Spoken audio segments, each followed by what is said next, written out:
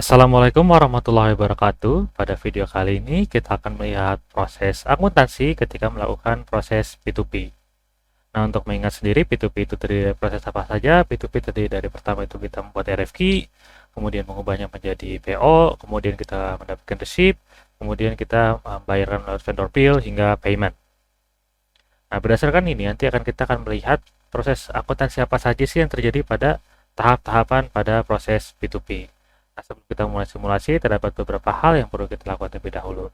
Pertama-tama kita perlu menginstal beberapa modul terlebih dahulu ya, yaitu ada modul accounting, kemudian modul purchase karena P2P, dan juga inventory. Ini yang paling penting ya. Dan juga untuk invoicing juga penting, jadi sehingga untuk mungkin bisa kita menginstal modul sales juga. Nah, setelah kita menginstal beberapa modul tersebut, kita juga perlu mengkonfigurasi beberapa usernya. Nah, yang akan terlibat pada proses ini yaitu dari bagian warehouse, kemudian bagian purchase, dan juga tentunya bagian accounting. Jadi kita bisa ke setting. Untuk bagian warehouse dan bagian purchase sudah ada pada video sebelumnya. Jadi sekarang kita fokus ke bagian accounting, yaitu di si accountant. Yaitu ketika telah menginstal Odoo yang eksternal untuk yang modul accounting, di sini dapat lihat untuk yang accounting itu akan menjadi seorang advisor, seorang accountantnya. Nah, setelah kita mengkonfigurasi dari user, kita juga dapat membuat namanya inventory valuation. Nah, inventory valuation sendiri itu akan membuat pencatatan terhadap perubahan di inventory ketika nanti terjadinya proses P2P. Nah, bagaimana cara pembuatannya? Itu ada di modul inventory ya, kemudian configuration, kemudian product categories. Jadi untuk inventory valuation itu terdapat pada product categories. Nah, di sini. Kemudian saya telah membuat yaitu product categories yaitu monitor di sini ya, dapat dilihat. Jadi caranya bagaimana kalau ingin membuatnya, tinggal klik new, maka menunya akan seperti ini. Kemudian yang paling penting adalah di sini yaitu ketika nanti ada inventory valuation ketika dibuat, maka pilihnya yang automated. Nah, setelah kita membuat sebuah produk kategori untuk inventory valuation yang automated, kita mengassign produk kategori ini ke produk. Nah, pada skenario ini yang produk akan terlibat yaitu monitor, jadi kita ke products ya. Kita ke monitor berarti. Nah, di sini saya telah membuat produk monitor 24 inch curve.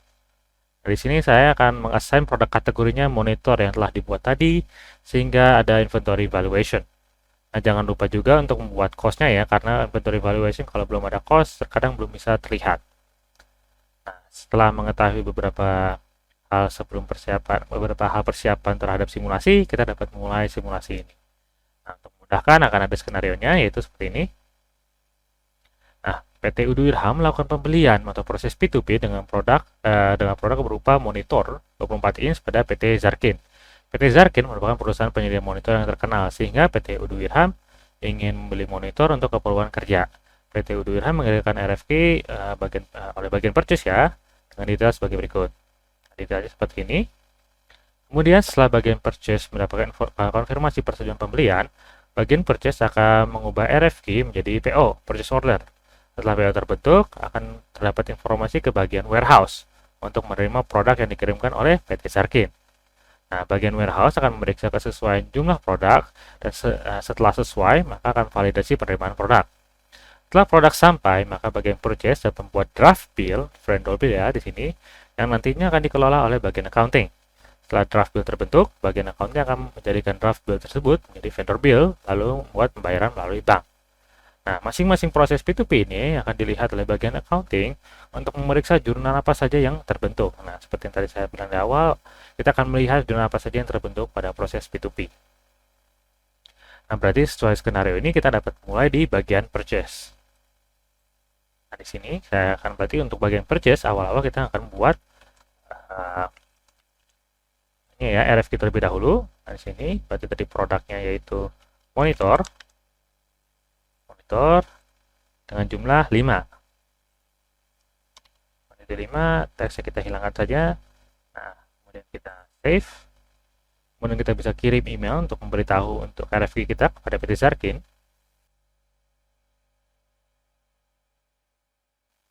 Nah, kita tinggal klik send.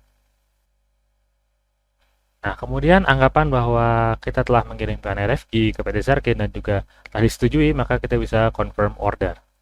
Mengubah RFQ menjadi purchase order.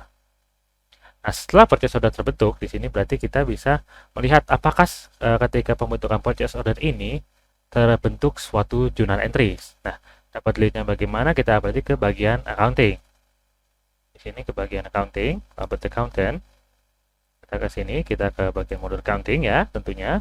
Terus kita ke bagian accounting, kemudian journal entries.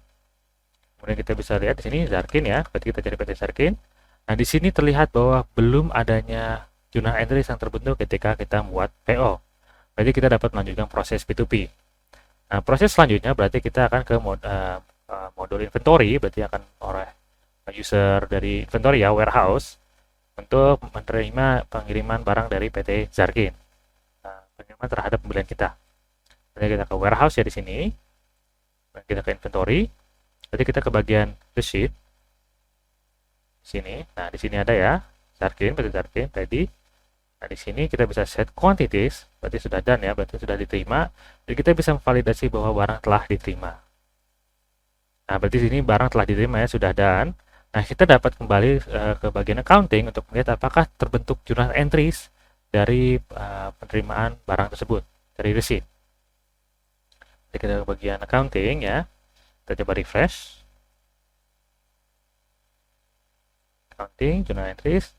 Nah, di sini dapat dilihat ya, PT Zarkin. Nah, di sini telah terbentuk suatu jurnal, itu untuk inventory valuation. Yang tadi yang telah penerimaan barang.